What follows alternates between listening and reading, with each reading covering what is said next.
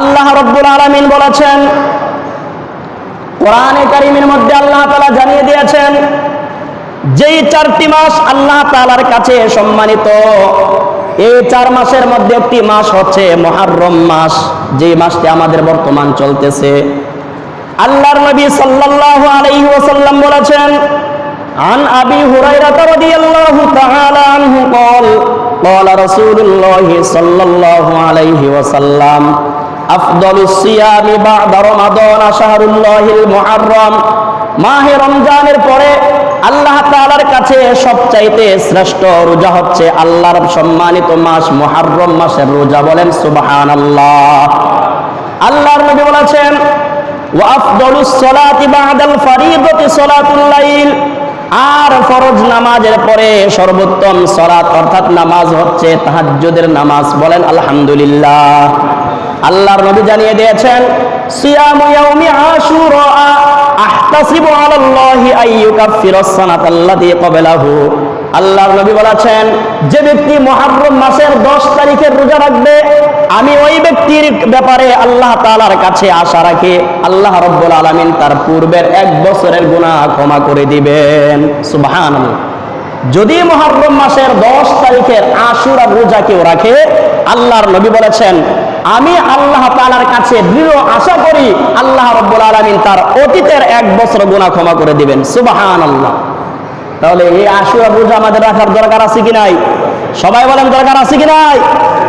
আল্লাহর নবী সাল্লাল্লাহু আলাইহি ওয়াসাল্লাম সহ মুসলমানগণ এই রোজাকে ফরজ মনে করে রাখতেন। যখন রমজানের রোজাকে ফরজ করা হলো, তখন এটি হয়ে গেল নফল। আল্লাহর নবী বলেছেন, ফামান শাআ সামা ওয়া মান শাআ তারাকা।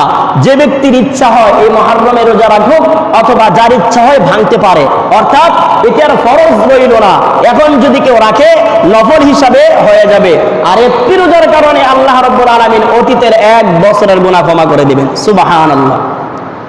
তাহলে রাসূল করিম সাল্লাল্লাহু আলাইহি ওয়াসাল্লাম আমাদেরকে যে শিক্ষা দিয়েছেন এই মুহররম মাসের ব্যাপারে, আল্লাহর রাসূল সাল্লাল্লাহু আলাইহি ওয়াসাল্লাম অসংখ্য হাদিসের মাঝে বর্ণনা রয়েছে। আল্লাহর নবী সাল্লাল্লাহু আলাইহি ওয়াসাল্লাম যখন মক্কা থেকে মদিনায় গেলেন, ফাওয়াজাদাল ইয়াহুদা সিয়ামান, গিয়ে দেখেন মদিনার ইহুদিরা এই আশুরার দিনে রোজা রাখে। আল্লাহর নবী সাল্লাল্লাহু আলাইহি ওয়াসাল্লাম বললেন, মা হাযাল ইয়াউমুল্লাযী তাসুমুনাহু, এই দিনে আবার কি হলো তোমরা রোজা রাখো? ক্বালু হাযা ইয়াউমুন আযীমুন।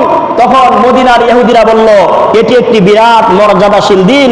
আনজাল্লাহু ফীহি মূসা ওয়া কওমাহু, এই আশুরার দিনে আল্লাহ রাব্বুল আলামিন মূসা আলাইহিস সালাম এবং তার উম্মত বনি ইসরাইলকে মুক্তি দিয়েছিলেন। বলেন আলহামদুলিল্লাহ। তাহলে মুহররমের 10 তারিখে আশুরার দিনে আল্লাহ রাব্বুল আলামিন মূসা আলাইহিস সালাম এবং তার সম্প্রদায়কে ফেরাউনের অত্যাচার থেকে মুক্তি দিয়েছিলেন। ওয়াগররাকা ফিরআউনা ওয়া কওমাহু, এবং ফেরাউন এবং তার জাতিকে আল্লাহ তাআলা পানিতে ডুবিয়ে মেরেছিলেন। ফাসামাহু মূসা শুকরান, ফলে মূসা আলাইহিস সালাম আল্লাহর শুকরিয়া আদায় করার জন্য এই আশুরার রোজা রাখতেন। ফানাহনু নাসুমুহু, এই জন্য আমরাও মূসা আলাইহিস সালামকে অনুসরণ করে রোজা রাখি। ইহুদিরা যদি রোজা রাখে, আল্লাহর নবী সাল্লাল্লাহু আলাইহি ওয়াসাল্লাম বলছেন, ফানাহনু আহাক্কু ওয়া আওলা বিমূসা মিনকুম, আরে তোমরা যদি মূসা আলাইহিস সালামের অনুসরণে রোজা রাখতে পারো, মূসা আলাইহিস সালাম একজন নবী, আমিও একজন নবী, সুতরাং নবীর ব্যাপারে একজন নবীর হলো সবচাইতে বেশি নিকটবর্তী, অতএব তার নিকট আমি বেশি হকদার।